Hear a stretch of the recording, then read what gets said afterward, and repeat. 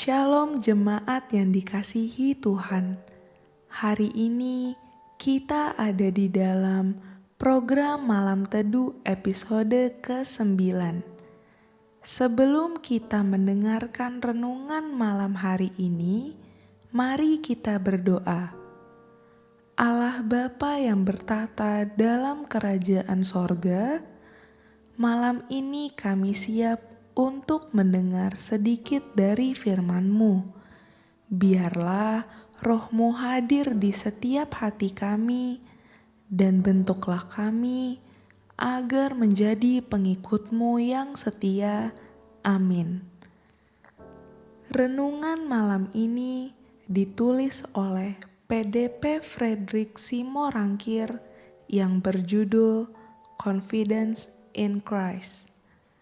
Renungan malam ini diambil dari 1 Samuel 17 ayat 45. Tetapi Daud berkata kepada orang Filistin itu, "Engkau mendatangi aku dengan pedang dan tombak dan lembing, tetapi aku mendatangi engkau dengan nama Tuhan semesta alam, Allah segala barisan Israel yang kau tantang itu." Ketika kita membaca kisah Daud dan Goliat, mungkin akan timbul pertanyaan bagi kita. Mengapa Daud bisa begitu percaya diri akan mengalahkan Goliat sang raksasa yang bertinggi badan 3,2 meter dan sudah terlatih membunuh seumur hidupnya? Jika kita melihat latar belakang Daud adalah anak bungsu dari 8 bersaudara anak Isai. Ketika Nabi Samuel mengadakan pemilihan calon pengganti Raja Saul dari anak-anak Isai, Daud tidak diikut sertakan oleh ayahnya.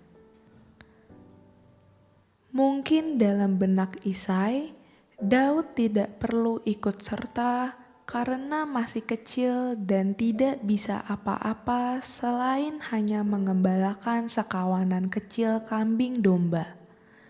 Postur tubuhnya pun mungkin juga tidak setara dengan ketiga kakaknya yang memang pada akhirnya menjadi tentara Raja Saul. Tetapi Alkitab mencatat bahwa bukanlah kakak-kakaknya yang dipilih Tuhan, tetapi seorang Daud yang kecil dan diremehkan. Walaupun Daud ketika mengembalakan kambing dombanya, ia pernah mengalahkan singa dan beruang. Tetapi hal ini tidak bisa disandingkan dengan tantangan menghadapi seorang Goliat. Goliat dengan ukuran tubuhnya yang sangat besar, dengan segala kekuatan dan kemampuan berperangnya yang mumpuni, serta perlengkapan-perlengkapan perangnya, jauh lebih berbahaya dibandingkan singa dan beruang. Sedangkan Daud, saat mencoba menggunakan baju perang milik Raja Saul saja, ia tidak bisa melangkah.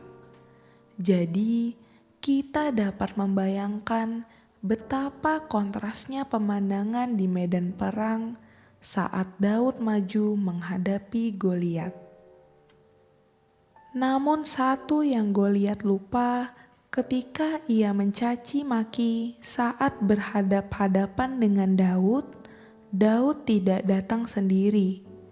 Daud datang atas nama Tuhan pencipta alam semesta, Allah Abraham, Ishak dan Israel.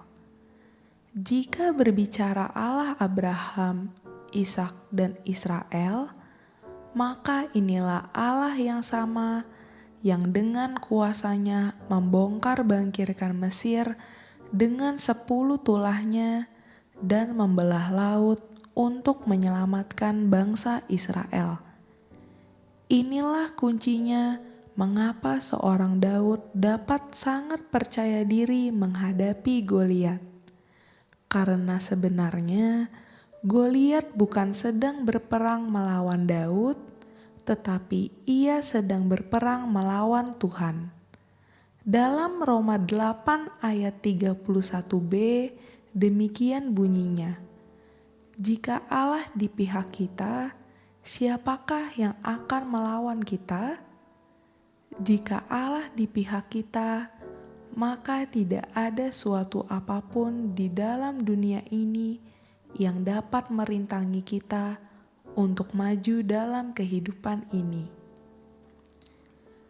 Maka dari itu, Bapak, Ibu, dan Saudara yang terkasih di dalam Tuhan, mari pastikan bahwa Tuhan berada di pihak kita dengan cara membereskan segala sesuatu dalam hidup kita jika ada yang tidak berkenan di hadapan Tuhan, sehingga kita tidak menjadi seteru Tuhan dan mulai hidup berjalan bersama Tuhan, sehingga kita dapat dengan percaya diri berkata, segala perkara dapat kutanggung di dalam Dia yang memberi kekuatan kepadaku, yang tertulis dalam Filipi 4 ayat 13.